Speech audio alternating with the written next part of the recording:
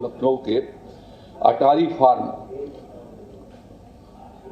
के भीतर वो स्थापित किया जाएगा और उसमें 130.63 एकड़ के भीतर वो स्थापित की जाएगी, जिसके ऊपर 251 करोड़ 70 लाख रुपए का व्यय आना संभावित है। इससे सीड पार्क की स्थापना से जो अन्य राज्यों के ऊपर हमारी बीज की निर्भरता है, वो निर्भरता हम आत्मनिर्भर हो सकेंगे। इसके अलावा पड़ोसी राज्यों को भी हम बीज निर्यात कर सकेंगे और साथ साथ में जो हमारा सीड का कारोबार राज्य के भीतर है, वो सीड का कारोबार लगभग 6500 करोड़ से लेकर के 7000 करोड़ रुपए के बीच का है। तो इसमें से 3000 करोड़ रुपए के बीज जो है वो बाहर के राज्यों से आते हैं। हाईब्रिड सीड उत्तर प्रदेश में कोई नहीं बनता, तो इस सीड पार्क के बनने से हाईब्रिड सीड का उत्पादन भी हो सकेगा और जो 3000 करोड़ रुपए का से लेकर के 3500 करोड़ रुपए का अन्य राज्यों से जो सीड आती है, वो हमारे राज्य के भीतर वो निर्मित की जा सकेगी, जिससे उत्तर प्रदेश के किसानों को व्यापक फायदा होगा। और इससे यदि सीड का जो रिप्लेसमेंट किया जाता है तो लगभग 15 से 20% जो है वो उत्पादन बढ़ता है। इस सीड पार्क के बन जाने से राज्य का जो हमारा उत्पादन है वो लगभग 1.5 गुना के करीब बढ़ाई जा सकेगी। इस नाते योगी जी की सरकार ने किसानों के हित में यह निर्णय किया है कि हम उत्तर प्रदेश में सीड पार्क बनाएंगे और चरणबद्ध तरीके से हम आगे के दिनों में पश्चिमी उत्तर प्रदेश के भीतर मध्य जोन में, फिर तराई जोन के भीतर और बुंदेलखंड में, इस मध्य जोन के भीतर लखनऊ में स्थापित हो रहा है। तो इस प्रकार से पांचों सेक्टर के भीतर और हमारे यहाँ पर कृषि विश्वविद्यालय के पास जहाँ पर जमीन है, उन विश्वविद्यालयों के भीतर और या जो हमारे पास सीड के फार्म हैं बड़े, वहाँ पर हम इस सीड पार्क को स्थापित करेंगे और इसका ये 30 साल के लिए सीड उत्पादक कंपनियों को ये लीज के रूप में दी जाएगी। उसको 90 वर्ष तक की अवधि तक उसको बढ़ाया जा सकेगा। इसके माध्यम से 1200 लोगों को प्रत्यक्ष और 3000 लोगों को अप्रत्यक्ष रोजगार प्राप्त हो सकेंगे।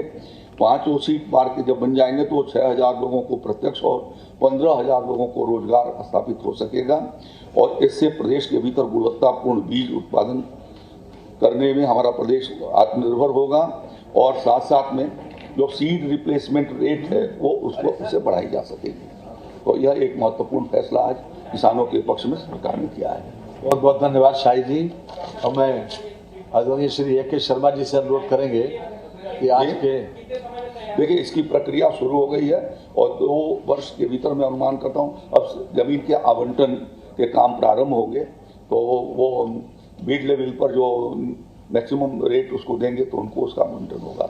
36 कंपनियों ने इसके भीतर रुचि जाहिर किया था। जब हम लोगों ने उसके लिए उनसे आशय पत्र मांगे थे तो 36 कंपनियों ने उसमें किया, जिसके भीतर देश के बड़ी बड़ी कंपनियों ने भी, जिसके मोजीवीडू है, वायर हैं, पाइनियर हैं, ऐसे लोगों ने भी आवेदन पत्र दिया है, अपनी अभिरुचि दिखाई है उत्तर प्रदेश के भीतर।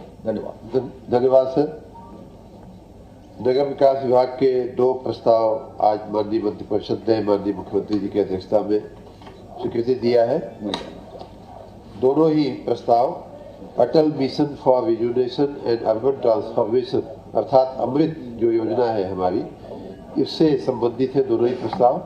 ये योजना भारत सरकार ने 2016 से शुरू किया था। उन्हीं के समर्थन से फंडिंग उनकी भी आंशिक है, उनके समर्थन से ये योजना चलती है और विशेष रूप से जलापूर्ति, सीवरेज, पार्क निर्माण और ग्रीन स्पेस की परियोजनाओं, पेयजल सहित ये योजना लागू पड़ती है नगरीय निकायों में।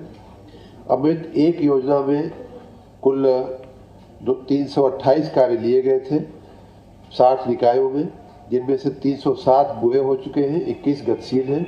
और उसी प्रकार अमृत 2 योजना में जो वर्तमान में चल रही है, उसमें भी 372 निकायों में 529 काम लिए गए हैं, जिनमें पेयजल के काम हैं, सीवरेज के, वाटर रीयूज के काम है, पार्क और ग्रीन स्पेस के काम है, वाटर बॉडी के काम है। एक अनुभव ये आया कि जो फंडिंग पैटर्न है जो इस योजना का, उसमें 2024 के पहले 30% निकायों 10 लाख से ऊपर वाले निकायों को अर्थात बड़े निकायों को देना होता था और 20% 1 लाख से 10 लाख तक के निकायों को देना होता था।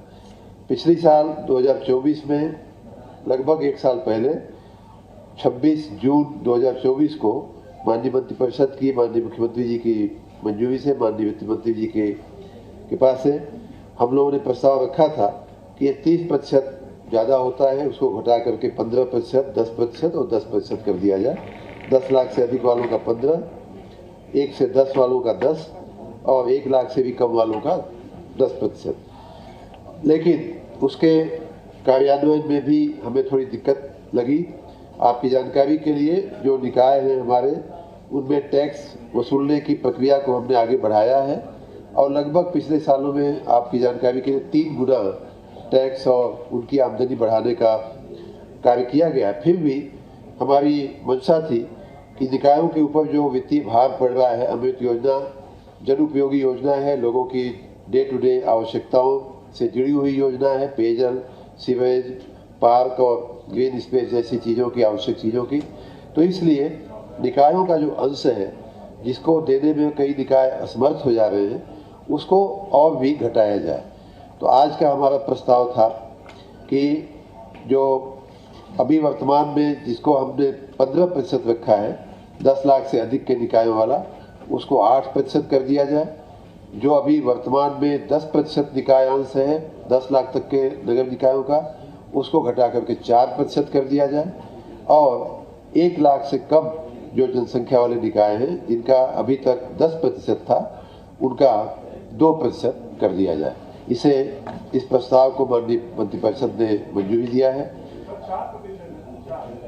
8-4-2 पहले 15 था, उसको 8 किया गया है 10 लाख से अधिक वालों का। जो 10 था वो 4 किया गया है 10 लाख तक की जनसंख्या वाले नगर निकायों का। और 1 लाख से 10 का जो 10 था उसको 2 किया गया है। तो 8-4-2 होगा। अब उसी से जुड़ा हुआ एक प्रस्ताव ये भी था हमारा दूसरा प्रस्ताव। और इस ये जो हम लोगों ने व्यवस्था की है, उससे लगभग 1400-1500 करोड़ रुपए का अतिरिक्त बोझ राज्य सरकार पे आएगा। लेकिन निकायों को बहुत बड़ी राहत हो जाएगी। वो निकाय भी इस योजना का लाभ ले सकेंगे जिनके पास वित्तीय संसाधनों की थोड़ी कमी रहती है। उसी से जुड़ा हुआ एक अलग प्रस्ताव ये था कि अमृत 1 में, जैसा कि मैंने बताया कि 328 योजनाएं कार्यान्वित हो चुकी हैं, उसमें हमारे जो निकाय थे जिन्होंने इसका लाभ लिया था, 60 निकाय थे। उसमें उन लोगों को जो उनका निकायांश था वो देने में दिक्कत आ रही है। तो उसको हम लोगों ने कहा है कि इसका जो राज्य का जो वित्त आयोग का जो पैसा होता है 89.81 करोड़, लगभग 90 करोड़ रुपए की धनराशि एक तरह से उनको माफ़ की जा रही है। और वो धनराशि जो है हम लोग वित्त आयोग की जो लमसम रकम आती है उसमें से कटौती करके उसका हम लोग समायोजन कर लेंगे।